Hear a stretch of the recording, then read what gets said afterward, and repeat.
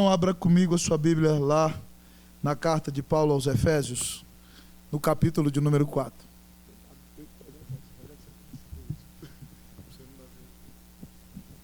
Efésios capítulo 4, por favor. Carta de Paulo aos Efésios, capítulo de número 4. Quero convidar-lhe com grande alegria para se colocar de pé. Nós vamos ler a palavra do Senhor dos versículos de número 1 até o versículo de número 6. Quem encontrou pode dizer achei. Quem não encontrou, diga me ajude. Socorro. Nós estamos em família. Quem está do lado pode te ajudar. Efésios 4, de 1 a 6. Leiamos todos numa só voz. Assim diz a palavra do Senhor. Rogo-vos, pois eu, o prisioneiro no Senhor, que andeis de modo digno da vocação a que fostes chamados, com toda a humildade e mansidão, com longanimidade, suportando-vos uns aos outros em amor, esforçando-vos diligentemente por preservar a unidade do Espírito no vínculo da paz. Há somente um corpo e um Espírito, como também fostes chamados numa só esperança da vossa vocação. Há um só Senhor, uma só fé, um só batismo, um só Deus e Pai de todos, o qual é sobre todos, age por meio de todos e está em todos. Pai, glória ao teu nome. Louvado seja o teu nome por essa palavra poderosa, Deus, ó Pai, que o Senhor registrou, inspirou Paulo, livrou dos seus próprios pecados, de maneira que nós temos aqui, de maneira milagrosa e poderosa, a perfeita e pura palavra de Deus. Senhor, nessa hora eu peço que o Espírito que inspirou o apóstolo, Senhor, que o Espírito prepare o nosso coração. E, ó Deus, ó Pai, ilumine a nossa mente para ouvir a Tua voz. Grande Deus, exalta o nome de Jesus Cristo na pregação dessa noite. Exalta-o sobre tudo e sobre todos. Senhor, e nós acreditamos, juntamente com nosso irmão Calvino e com o doutor Lloyd Jones, que o púlpito é o trono de Deus na terra, lugar do qual Ele governa a sua igreja. Ó Deus, então governa a tua igreja, pastoreia teu povo e dirige-o, ó Deus, ó Pai, pelos pastos que o Senhor deseja que ele caminhe. Abençoa essa tua igreja, exalta o nome de Jesus e opera com poder na vida de todos nós, enquanto somos transformados por tua palavra. Nós te pedimos tudo isso, grande Deus, em nome de Cristo Jesus, para a glória de Cristo Jesus. Amém. Assentai-vos, amados irmãos.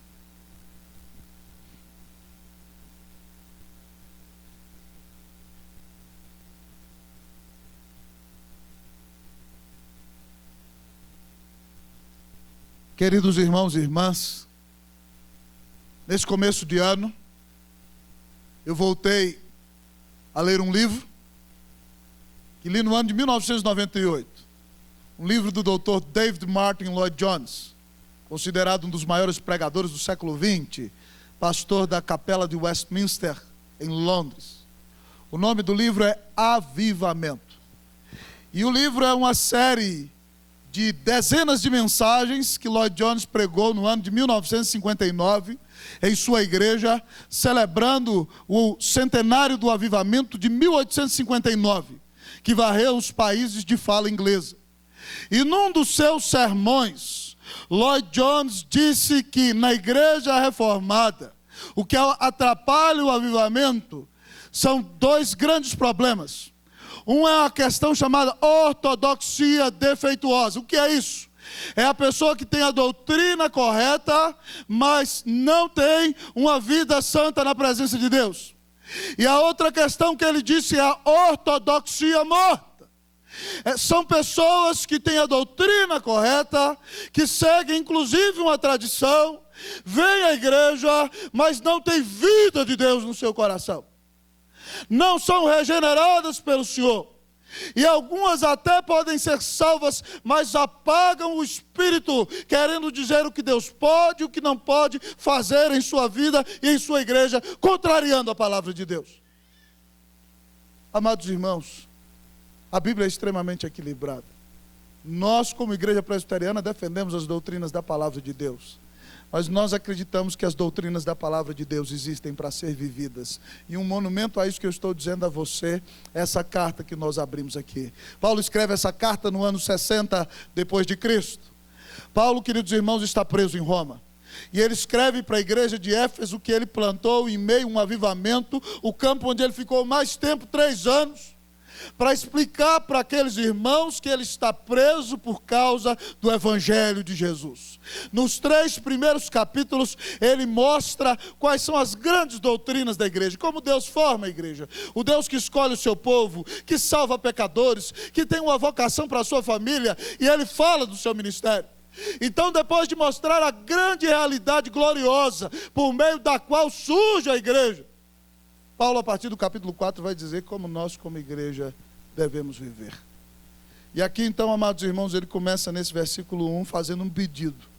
Mas esse pedido do apóstolo, ele é mais forte que uma ordem. Eu não sei se você já viu isso. Tem pessoas que elas fazem um pedido para você, que o pedido delas é tão imperativo que é mais poderoso do que se ela mandasse. E é assim que acontece aqui. Ele diz, rogo-vos, pois eu. E ele evoca a sua posição, prisioneiro no Senhor. Não é qualquer um que está falando, irmão. É alguém que foi para a cadeia por causa do nome de Jesus.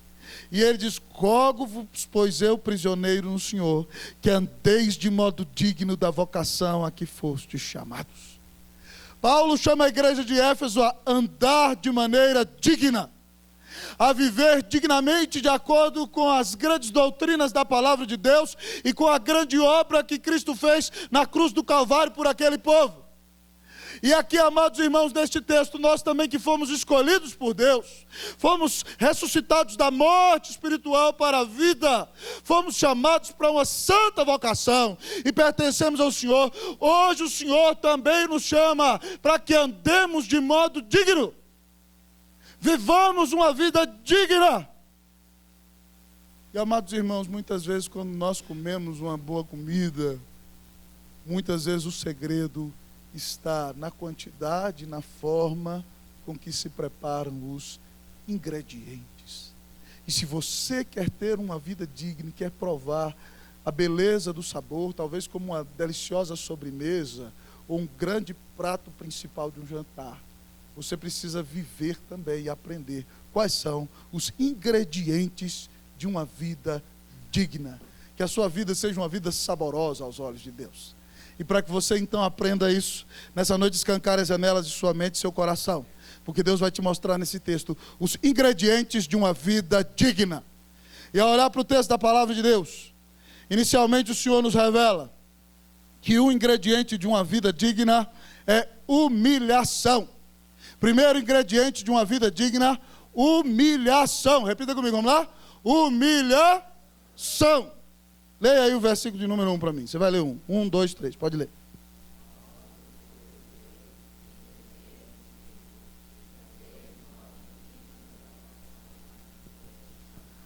Com toda a humildade e mansidão. Com toda a humildade e mansidão. Humildade aqui, amado irmão, significa literalmente renunciar-se a si mesmo. Significa colocar-se em um segundo plano. Reconhecer que você não é o dono da sua vida. Reconhecer que você não é o primeiro lugar na sua vida. Reconhecer que as coisas na sua vida não acontecem do jeito que você quer. Reconhecer que você não é o Senhor da sua existência.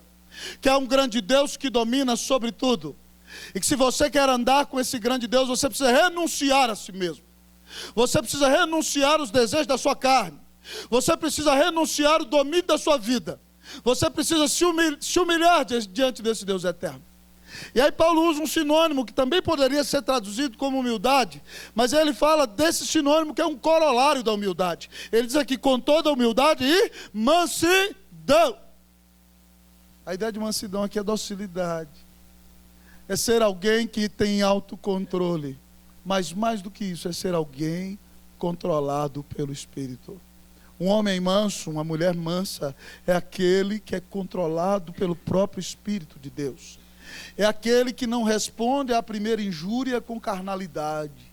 É aquele que não se deixa dirigir pelo sabor das circunstâncias, pela efervescência do momento. mas ele é controlado no seu íntimo e no seu coração pelo seu próprio Deus. E juntando humildade e mansidão, eu cheguei na humilhação, amados irmãos. Se nós queremos viver uma vida digna diante de Deus como cristãos, nós não devemos buscar a nossa própria glória. Nós não devemos buscar os prazeres da nossa própria carne. Mas nós devemos nos humilhar. Nós devemos renunciar a nós mesmos.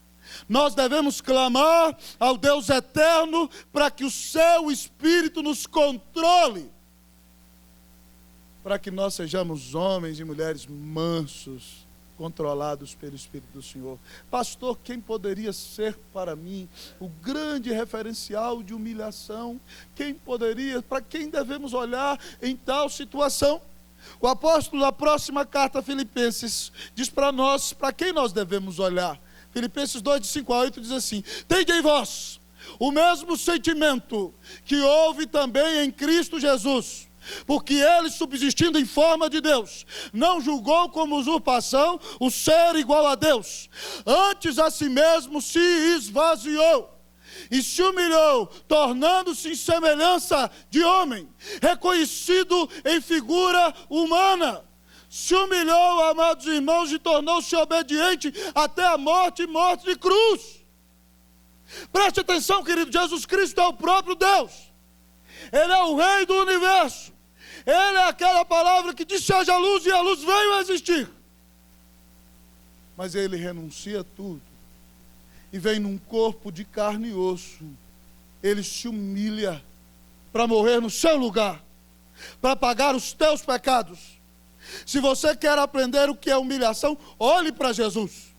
Ele diz lá em Mateus 11, 29, aprendei de mim, que sou manso e humilde as duas qualidades do texto, ó, sou manso e humilde de coração, e achareis descanso para as vossas almas.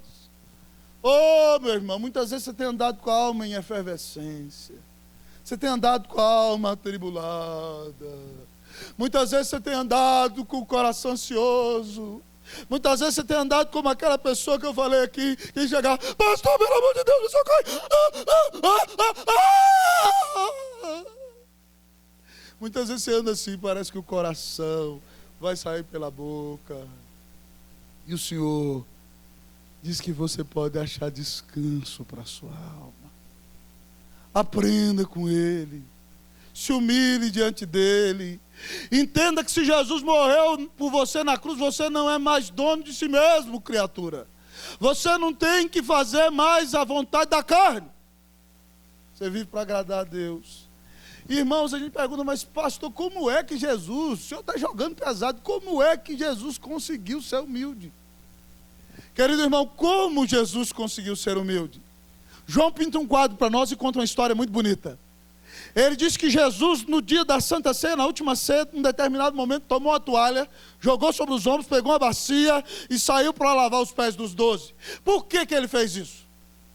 O texto fala assim: olha, sabendo Jesus que era chegada a sua hora, tendo amado os seus, o amou até o fim, sabendo Jesus que o Pai confiara tudo em suas mãos, sabendo que ele viera de Deus e que ele voltaria de Deus, então tomou a toalha, uma bacia e foi lavar os pés dos seus discípulos. Meu irmão, só pode se humilhar aquele que sabe qual é o chamado de Deus para a sua vida, aquele que sabe qual é o seu lugar e entende que nenhum homem põe e tira a sua dignidade, porque a sua dignidade vem da cruz, vem do que Cristo fez por você. Só pode se humilhar, meu querido irmão, e reconhecer seus erros e ser controlado pelo Espírito, aquele que sabe que tudo vem de Deus, e aquele que tem como objetivo na sua vida de em tudo dar glória a Deus. Meu irmão, se você quer viver como cristão de verdade, se você não quer ser um camarada de uma ortodoxia defeituosa ou morta, se você não é um cara que só crê, tem um cristão intelectual, mas quer viver na presença de Deus, aprenda que você precisa morrer para você mesmo. Você precisa de fato se quebrantar e se humilhar na presença de Deus, porque a Bíblia diz que Deus abate o soberbo, mas exalta o humilde. Você quer ser exaltado pelo Senhor? Se prostre diante dele e clame: Espírito do Senhor, controle a minha vida. Irmãos, que Deus nos dê essa bênção aqui na igreja em nome de Jesus. Eu tenho orado por isso. Tenho orado para que nós sejamos gente que parece com Jesus. Que as pessoas entrem aqui e façam conosco o que aconteceu com Sadhu Sundar Singh. Sadhu Sundar Singh, amados irmãos, foi um homem de Deus chamado de um homem que se parecia com Jesus. Ele viveu no começo do século XX na Índia. Quando ele se converte a Cristo, o pai dele, na adolescência, o expulsa de casa. E ele resolve ser um sadhu. Sadhu era um mestre da religião na Índia, ele se veste como um deles. Mas ele resolve ser o homem que se parecia com Jesus. Um dia, Sundar Singh foi para um lugar, tentou estudar num seminário, não conseguiu. Ele estudava a Bíblia, Deus falava com ele, e ele pregava numa unção poderosíssima. E então, amados irmãos, Sundar Singh resolveu jejuar, igual Jesus. Só que ele não era Jesus, né, coitado? Foi jejuar 40 dias e 40 noites. Quando deu 25 dias, ele quase morreu. Caiu lá sozinho, mas Deus o abençoou, alguém o achou caído lá. Mas apesar de ser uma pessoa não perfeita, Sundar Singh era um homem que pregou o evangelho na Índia, no Tibete, foi jogado num poço, ganhou milhares de pessoas para Cristo Jesus e foi trazido para o Ocidente para pregar. Certo dia, ele foi visitar uma casa, uma família, e sentou-se no chão para brincar com as crianças nos Estados Unidos. E de repente ele foi embora e as crianças não viram. E quando ele voltou na sala, a criancinha virou e falou assim: mamãe, Jesus já foi embora? Eu queria continuar brincando com Jesus. Outra criança, ele pregava na igreja com poder e unção, e a criança virou para a mãe: mãe, esse homem é Jesus? Com quem as pessoas nos confundem, amados irmãos? Com quem as pessoas confundem você? Você pode ser confundido com Jesus? Para ser confundido com Jesus, você precisa se humilhar. Você precisa pedir ao Espírito Santo que controle a sua vida. Mas vamos continuar na nossa receita. Vamos mexer o caldeirão da graça, né? E vamos botar o próximo ingrediente para que continuemos vivendo uma vida digna. Além de humilhação, o texto fala para nós de paciência. Paciência, amados irmãos, é o outro ingrediente para uma vida digna. Fala assim: Senhor, dá-me paciência, em nome de Jesus. Pode preparar que ele vai dar. Vamos ler a Bíblia, amados irmãos, o versículo 2 todo. Vamos lá? Todo mundo? Está falando para a gente andar de modo digno. Como? Vamos ler o versículo todo? Com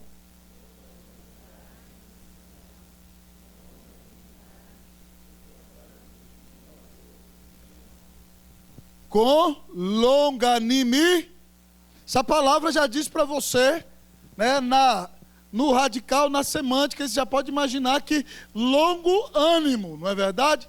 É um ânimo longo. A ideia da palavra é um fôlego longo.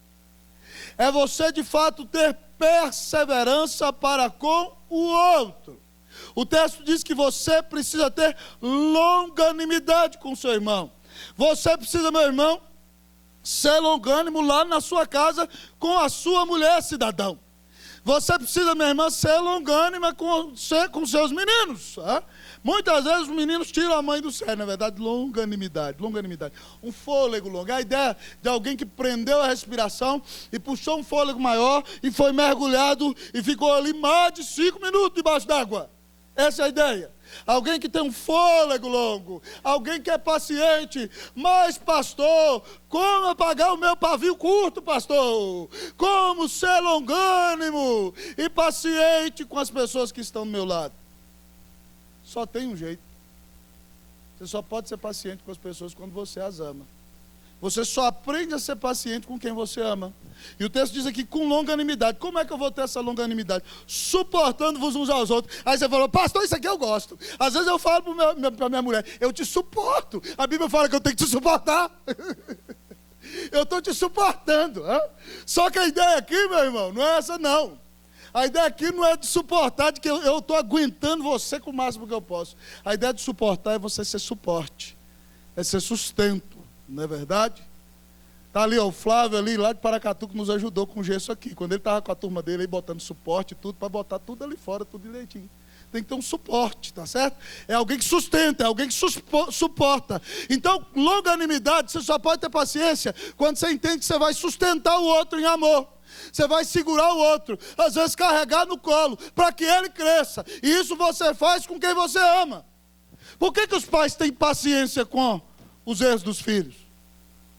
Por que quando o filho faz uma besteira, o pai e a mãe, a primeira pessoa a perdoar, a primeira pessoa a entender? Por que eles têm paciência? Porque ama a hora, pois. Estou parecendo português, não é hora, pois. Porque ama! Paciência só existe no meio de uma casa, de uma família, de um povo que vive em amor. Nós precisamos de fato viver o Evangelho, amados irmãos. Nós precisamos amar ao nosso grande Deus sobre todas as coisas. Nós precisamos em nossa casa amarmos-nos uns aos outros. Paulo em Filipenses 2 diz que nós temos que considerar uns aos outros como superiores a nós mesmos. Nós temos que carregá-los no colo no momento da dor. Isso é extremamente importante. Isso é usado até, irmão, para a hora da disciplina. Paulo fala lá em Gálatas 6:1, ele conta uma história. Irmãos, eu falo assim, ó, se alguém dentre vós pecar, ele fala sim, né? Se fosse possível. Se alguém dentre vós pecar, vós que sois espirituais, gente madura na fé, assim igual você, experiente, né? Gente boa. Corrigir, tem que corrigir. Não tem que ignorar, não. Tem gente que lava a mão, não, eu nem vi, fingir de conta que nem vi. Isso é falta de amor. A Bíblia diz, corrigir, mas como? Com espírito de brandura. Pode corrigir, mas corrige com doçura. No lugar de dizer, seu miserável. Olha para ele e fala assim, mas você não vale nada, né, crente? Mas Jesus te ama do mesmo jeito, né? Você faz esse monte de coisa errada, mas só para você ver como é que Jesus é bom. Fala com doçura. Fala com brandura. Nós que temos personalidade forte, amados irmãos, temos que aprender que nós podemos falar qualquer coisa para qualquer pessoa. Dependendo da forma que você fala. O texto diz que tem que falar com brandura. Tem que falar com doçura. E aí ele fala, e guarda-te para que não sejas também tentado. Você não é melhor que ninguém, não. Para com esse nariz empinadinho aí. Parar com essa conversa. Vai descendo do salto aí, porque você é pecador. Essa é a verdade. Você não é melhor do que ninguém, não. Você acha que Deus não vê seus pensamentos? Que Ele não sabe o que você faz quando você está sozinho? Que Ele não vê todos os programas que você assiste? Ou as coisas que você anda querendo fazer, mas não tem coragem de contar? Imagina se o Deus eterno baixasse aqui nesse telão e começasse a passar um filme da sua vida. Você ia sair correndo desesperado dessa igreja. Então você tem que ter paciência com o irmão.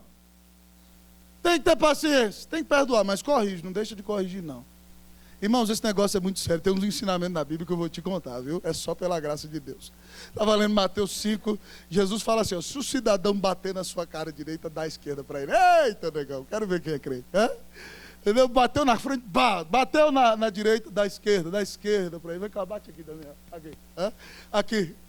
Ele disse, se o camarada te pedir a túnica cobria da chuva, né? Mas tinha a capa que esquentava do frio. Jesus fala assim, ó, tira a túnica e dá para ele, mas dá também a capa para ele. E se ele falar assim, ó, vamos andar 1 milha, vai com ele 2. E se ele te pedir emprestado, empresta. Se ele falar, me dá isso, dá, rapaz. Sabe por quê? Porque você não está ligado às coisas deste mundo. Você está ligado às coisas do céu. E aí você pode perseverar em paciência e amar o seu irmão. Vocês têm tido paciência comigo? Já pensou? Já estou aqui há mais de 6 anos, vocês estão me aguentando, eu vou dar um aplauso para vocês. Mas também, louvado seja Deus. Deus é bom demais. Para conviver junto, a gente tem que ter paciência uns com os outros, amados irmãos. Não dá para viver a vida cristã, preste atenção, sem que haja paciência. Hoje de manhã eu contei alguns testemunhos pessoais na pregação, de um tempo de muita luta, lá no Chile. Um tempo de grande quebrantamento. E vocês sabem, quem me conhece, minhas ovelhas, sabem que eu sou uma pessoa que eu não gosto de fugir das questões, eu gosto de confrontá-las e resolvê-las. Mas, amados irmãos, naquela época era um tempo de grande luta. Grande luta. Tempo do qual Deus usou alguém, eu contei, para 12 anos depois vir a Brasília e sair do Chile para nos pedir perdão. E naquele tempo, amados irmãos, alguns livros preciosos me ajudaram. Um deles foi um livro chamado Perfil de 3 Reis. E aí, naquele livro, o autor faz uma história romanceada da vida de Davi e de Saul. Não é como sai na Bíblia literalmente, ele faz um romance. Mas ele conta sobre a história de Saul perseguindo Davi. E ele fala que Deus levantou Saul para perseguir Davi, para matar o Saul que havia dentro de Davi. Muitas vezes, meu irmão, você está passando por alguma grande luta e tem um Saul miserável te perseguindo. Deus está usando isso para matar o Saul que tem dentro de você. Muitas vezes Deus tem que te apertar para não deixar você entregue à própria sorte, para fazer de você alguém mais parecido com Jesus. Depois de um outro tempo de luta, o pastor Jefferson me indicou um livro, 5 votos para obter poder espiritual. A.W. Tozer. Segundo voto, não se defenda. Deixa Deus te defender. Como é difícil, não é verdade? A nossa tendência natural, quando alguém faz alguma coisa, a gente quer saltar para cima. Né? Mas você fala, espera. E, amados irmãos, é impressionante. Quando a gente senta e fala, Deus, vou acreditar no Senhor, vamos ver. Deus te defende. Deus te defende e te defende de um jeito que você nem imagina. Deus faz coisas que você não teria capacidade. Trata, transforma e ainda honra a sua vida. Então, em nome de Jesus, creia na palavra. Vamos pedir a Deus, Deus faça de nós gente mais paciente e nos ensina a amar uns aos outros. Porque uma vida cristã, uma vida digna, é uma vida de quem vive humilhação e de quem tem paciência na presença de Jesus. Você tem sido paciente com seu irmão? As suas críticas revelam a sua paciência? Você tem sido paciente no seu trabalho? Você tem sido paciente com seus familiares? Imagine se Deus te tratasse com a paciência que você trata os outros, como é que a sua vida ia ficar? Oh, meus irmãos, que Deus faça de nós gente parecida com Jesus. Que Deus nos dê a bênção da paciência. Amém? Amém. Diga para o seu irmão, que Deus te faça paciente. Que Deus te faça um homem ou uma mulher parecido com Jesus. Amém. E aí, alguém ainda quer viver uma vida digna? Quem quer viver uma vida digna, diga amém. Amém. Louvado seja Deus. Então nós estamos fazendo aí a nossa receita da graça, presbítero Vandir. E agora a gente vai pegar o último ingrediente de uma vida digna. A gente já colocou aquele primeiro ingrediente, que é a humilhação. Nós colocamos o segundo, que é a paciência sustentada pelo amor. E o outro ingrediente de uma vida digna, nosso texto se chama unidade. Unidade. Unidade. Vamos falar? Unidade. Unidade. Amém. Então vamos ler a Bíblia aí. Eu vou ler o 3, vocês o 4, eu o 5 e todos nós o 6. Esforçando-vos diligentemente por preservar a unidade do Espírito no vínculo da paz.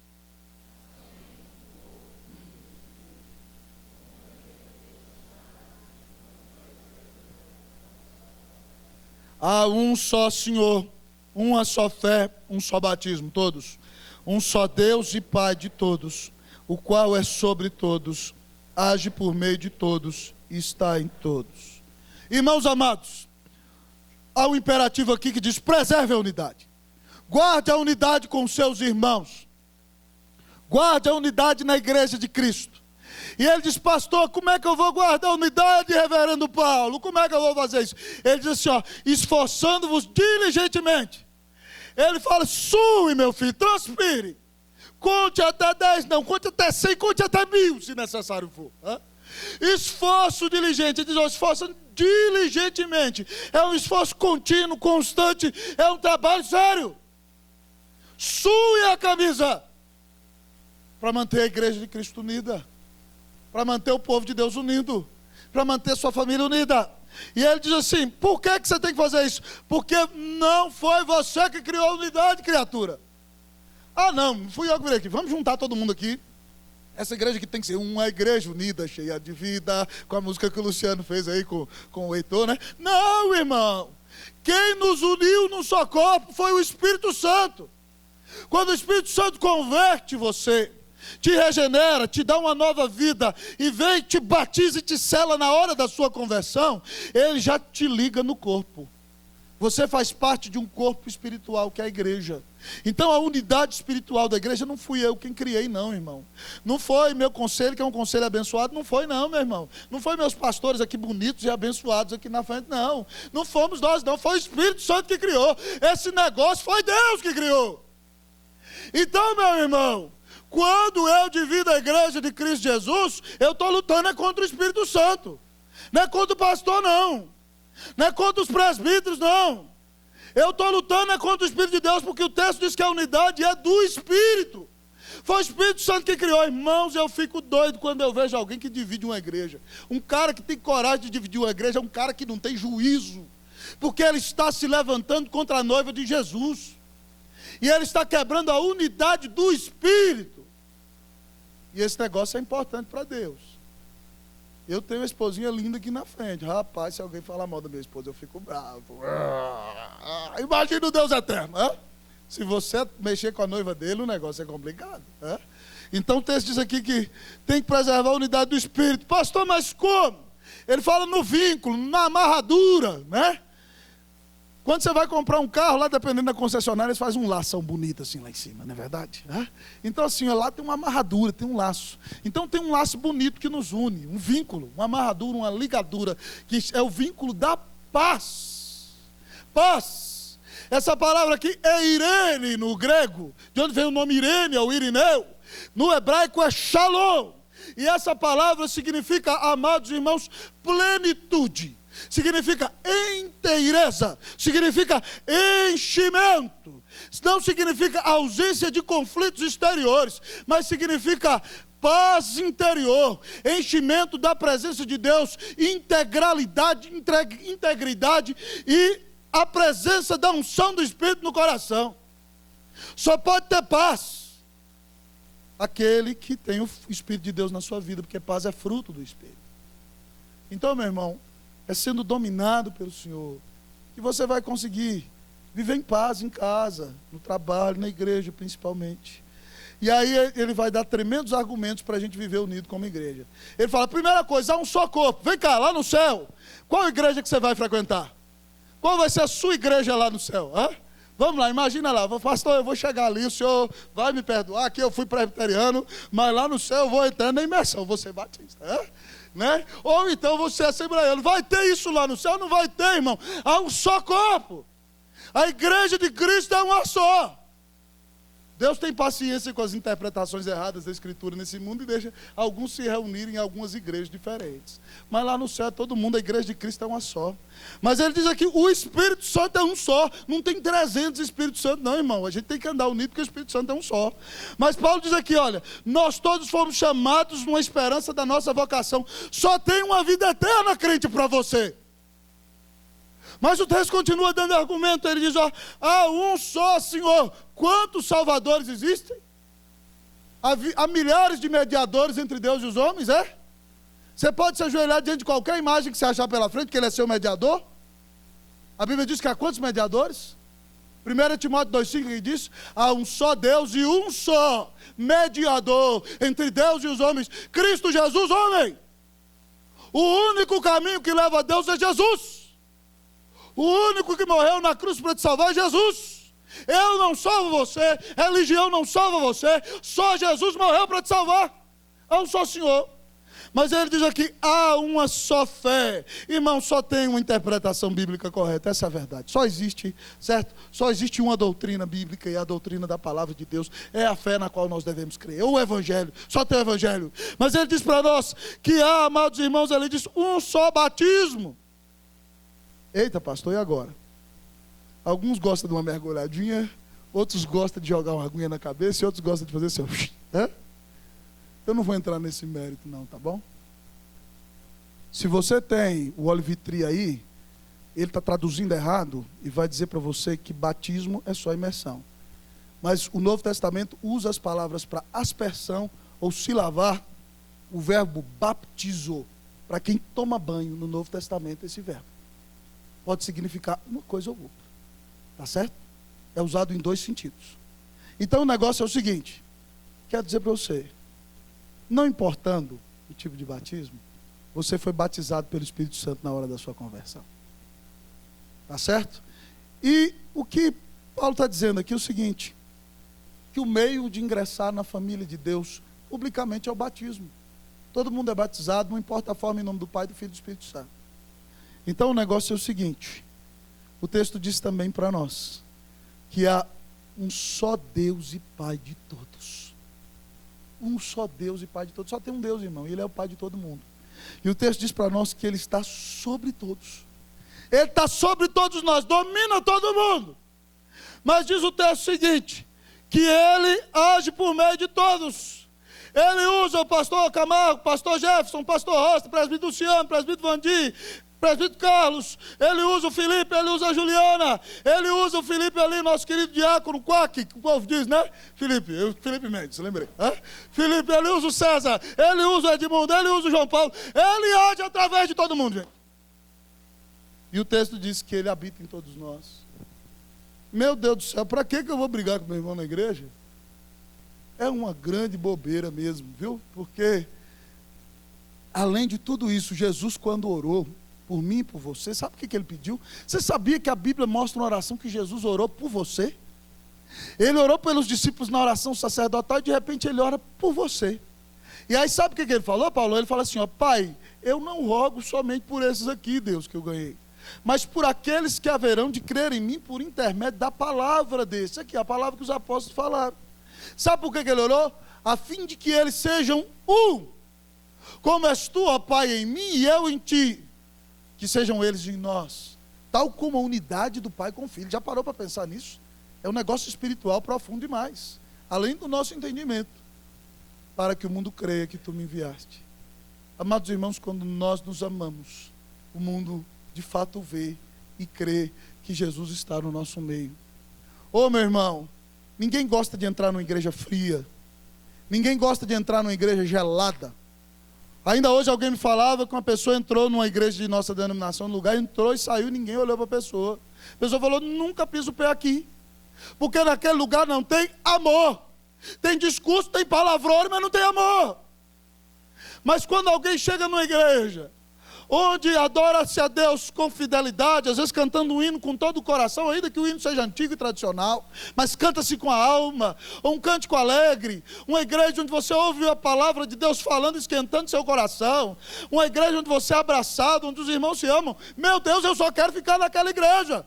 Esse mundo é muito cruel, é muito complicado, é muito frio, todo mundo odeia todo mundo. Quando eu estou no lugar onde há o amor de Deus, eu não vou querer ir para outro lugar. É isso que Jesus está dizendo. Quando nós somos um, amados irmãos, nós temos um poder evangelístico tremendo. E eu já contei aqui do grande pastor da igreja chamado Tertuliano, da cidade de Cartago, um dos pais da igreja. Ele conta, amados irmãos, que no Império Romano havia uma rejeição tremenda com os cristãos. Porque, amados irmãos, o Império Romano adorava vários deuses e os cristãos aparecem dizendo que há um Deus só e um só Salvador, que é Jesus. Então eles dizem que cristão é ateu, porque nós adoramos milhares de deuses, várias imagens, então quem adora um Deus só é ateu.